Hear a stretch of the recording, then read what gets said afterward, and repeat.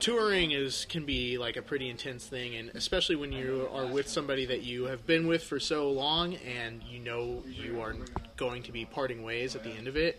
And for him too, you know, like this band that he had put so much into, and he really could have just upped and said like, I don't want to do this tour at all. And it was, it was cool that he did it, because we would have been screwed out of the tour. It'd be like if a girlfriend said, I want to break up with you, and then you're like, well, let's go on these last 30 date nights, and by the end she's like, fuck, I don't want to go on any more dates, I want to be broken up with you. Yeah. You can imagine, like, by that last 30th date, she's like, fuck, I want out of here, you know. Yeah. So it was basically that equivalent. How did you guys meet John? John?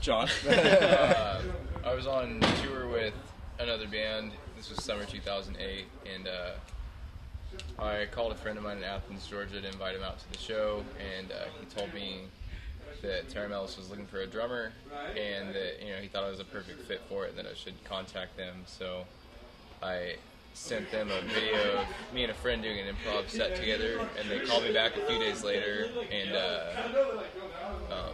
came to meet me at the San Francisco show of that tour, and then I flew up to Sacramento and tried out a few weeks after that trip ended. So just went from there. And you guys were looking for a drummer for a minute, right? All summer. Yeah. We got back on May 23rd and started immediately. But actually, we had somebody that we were playing with. It wasn't like we've got a new drummer, but before we went on the tour, we played with this guy a few times, and we went on the tour, and we got back and we started playing with him again immediately, because we wanted to get things going as quick as possible. Yeah. And I think we had played with him a total of 7 times or something, and started even working on new stuff, and we're like, all right, cool, we can start getting the ball rolling, and we won't have a long period of downtime, we can start booking tours, and he eventually was just like, we said we want you in the band, yeah, and that was probably just a little overwhelming for him, and he decided that wasn't right for him. Yeah. So then it's back on the drummer search, posted stuff on the internet, got lots and lots of videos, and then came across John. And then sometime, I guess we can even probably pinpoint exactly what part of summer that was. It was probably June or something. It was early July. Okay. July. So at what point when you joined the band did you guys start writing the new album? Pretty quick. Well, not. I mean, we had worked on a few things, but it's once he was in the band, we had started working on a new song or two. But it's just it got to be wow, this is too soon to be doing. It was literally February. Well, no, I'm talking about when we started in the theater, because we have a song that. But that wasn't. I wouldn't really consider that writing the record. That was a song that we had before that. Yeah. That was demoed that I sent to John. Huh. All right. Well, he doesn't seem to believe us, but that's true. Because John said, I sent him number 5, what was number 5, and theater song, and he said he really liked the direction of the new stuff. So we jammed these 2 little kind of songs that we had, and then like he said, decided, okay, let's work out all the songs we have, and then we came down to LA. We did a round of shows in January of, I guess, this year, then came down to LA and spent 30 straight days in a practice spot writing what would be the first songs that we would complete. How has it been for you to adjust to the band? I mean, it's been really fun. This is the kind of music I've wanted to play in a band for a long time. It's really the first opportunity I've had, and there was definitely growing pains and stuff like that, learning how to play with new guys and learning how to play much more intense music than I was used to. And hanging out with a bunch of pricks. Yeah. But, I mean, it's been really, really fun, so and very gratifying. Good, man. Yeah. Tell me about the new album. You're done recording now, right? We're probably 56% done, is what I would guess. Drums are all done. Guitars are mostly done. When we get back, I'll do bass, and then after I'm done bass, there could be a few more guitar things to be put in, and then vocals and anything else. I saw this picture that Sergeant House posted on their Twitter, and it was like a black and white of you guys, and you guys were all Yeah. Oh yeah, that was when we were tracking drums at that hangar in Sacramento. Yeah, it's a really neat old this massive warehouse in downtown Sacramento that a recording magazine called Tape Op is run out of there, and it's like a skate warehouse basically. They used to have this magazine called Heckler that was run out of there as well. And there's like old half pipes and stuff, and it's just a really comfortable like environment to record. It's like kind of dirty, but like a good dirty, you know, and kind of like a little bit thrash. But because the guy that owns it runs like the most popular recording magazine, he gets like he has all this crazy gear, you know. Yeah. So we're in this thrash skate warehouse, you know, using like some compressor from like Abbey Road, you know. It's pretty insane, yeah. But that's crazy. It's turned out pretty good. What were your objectives with this album, or are your objectives? I wanted to, for me personally, well, I'm sure speaking for the band, but we wanted to like write an album, not like acquire a bunch of songs and piece them together and call that our record. We wanted to have an album that was written, which he and I had never done that before. We'd never even had enough songs to create a full-length record. So that was one thing that I definitely wanted to achieve. Yeah, I would say I'm mostly along the lines of it. I mean, also, you know, with the last stuff that we had released, the split that we did with By the End Tonight, our stuff was going in, you know, a slightly different direction with vocals on it, and I guess I wanted to make sure that we could still go in that direction and have, like, I don't want to say accessible. That doesn't sound right, because accessible for us is still pretty out there. But I guess accessible songs that still maintain, like, a really interesting ideas, structure, and sounds, layers. We will gain fans and probably lose some fans. Yeah. That's for sure.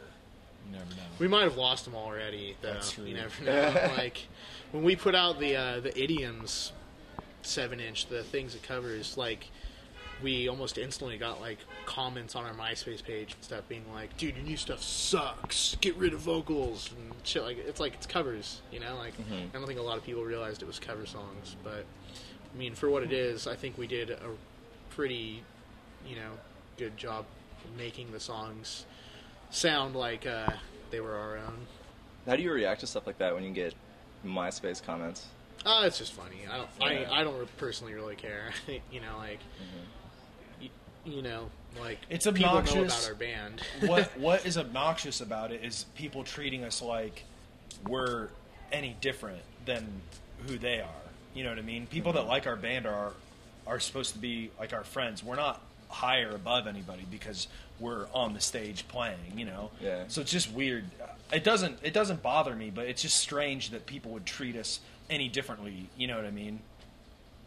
So that's kind of bizarre sometimes. Like, dude, that's cool, but if you don't like it, that whatever, but like, why are you freaking out over it? You know what I mean? Like, we're not some big time rock and rollers that are acting like, sup guys, you know. We're just doing our thing. To change the subject a little bit, you guys went to Japan recently. It's true. Tell me about that. It's pretty amazing. We played the whole range of size of shows from like, you know, like little clubs that probably fit 100 to 150 people to like to bigger like 500 capacity clubs, and we didn't know really what we were in for going over there, and when we look at our band and what we do, we're always kind of like glass half empty. Like, we're like, man, is anybody really going to come see us in Japan? You know, like, not really looking at the big picture and saying, like, we're being brought over to Japan. They probably wouldn't bring us over if people wouldn't come. Yeah. So it was still shocking to headline a show of, you know, to 500 people.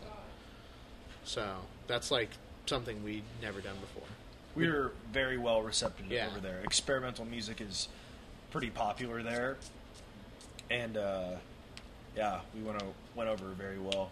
It's cool. So it's a little different from the States as far as reception? Well, no, actually, the show culture and environment is really similar to here, yeah. It's just what's different is the context, and somewhere that we've never even, you know, ever been, obviously, and never imagined that, we'd be able to play in, like, a punk band and go to Japan. The fact that it's like, we're there, and the show is packed, and people are freaking out and having a good time. That's what makes it insane, you know what I mean? Yeah. So it's a similar environment to here, but just the fact that it's like we're on the other side of the planet was insane. It felt like one long day to me, like where you take naps, I guess.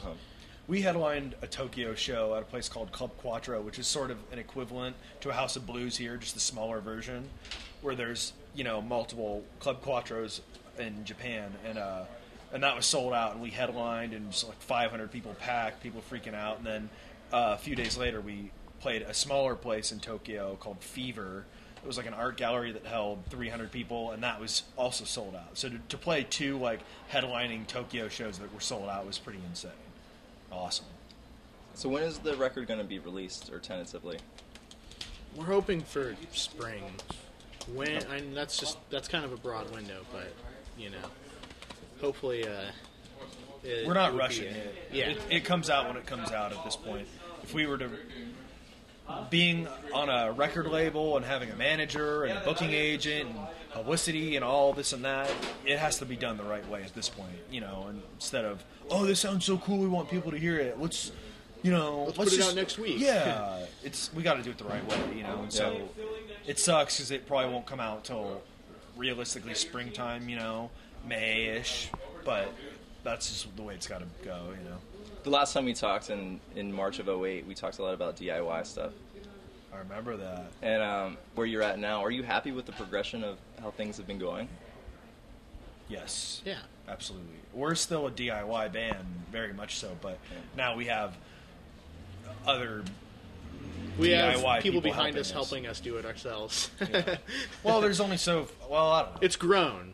The amount of people that are contributing to Tera Melos being DIY has grown, I would say. I was going to say, there's only so far you could take DIY, but, like, I mean, your Ian MacKay interview, you know what I mean? That guy never had anyone else helping him, you know? Yeah. But times are different, you know, it's a different musical landscape, and that's really hard to get to that point without help, I guess. But we're still very much hands-on.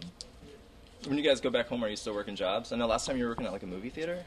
Yeah, that we recorded the Idiom 7-inch there, and it has since gone out of business, and haven't gotten a job since. But that isn't to say that we certainly need jobs, or would benefit from having jobs. We're not trying to sit and be like, no, man, we don't need jobs. But we don't live in like cool metropolitan areas where, oh, there's this punk rock coffee shop that our friend owns that, you know, he'll let us work there on and off, you know, when we come home from tour or something. We just have never, I mean, you were pretty lucky with the theater, but yeah, we haven't really come across anything like that thus far.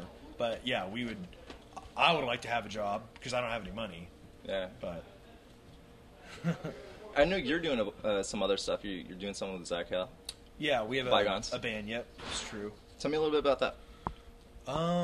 Actually, well, before we went on that Follow Troy tour, he and I had met through a mutual friend, and I jammed like on a day and was like, oh, let's, you know, play music. I'd seen his band play hundreds of times, but I'd never actually met the guy. And came back, and from that last Follow Troy tour in May, and then just sort of jammed. While we were busy looking for a drummer, I was kind of doing double duty and just going to Sacramento every day and just jamming, and eventually the jams turned into a record, and we recorded it, and that's the story. Cool, man. Yeah, it turned out pretty cool. I like it. Well, sweet. So what's in store for the future? Tera Melos. New record. Lots of touring when the new record comes out.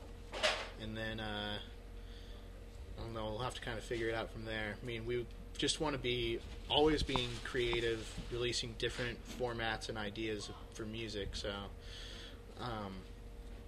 But right now we just, you know, let's get the record out and get on some tours. And hopefully Europe in April, it's looking like. Mm-hmm. We'll be there. That'll be our first time, and that's one of like the most ultimate places I'd like to go. All of us. Hopefully Japan again. That'd be nice. Hopefully China. That would be crazy in China. Yeah. And Antarctica.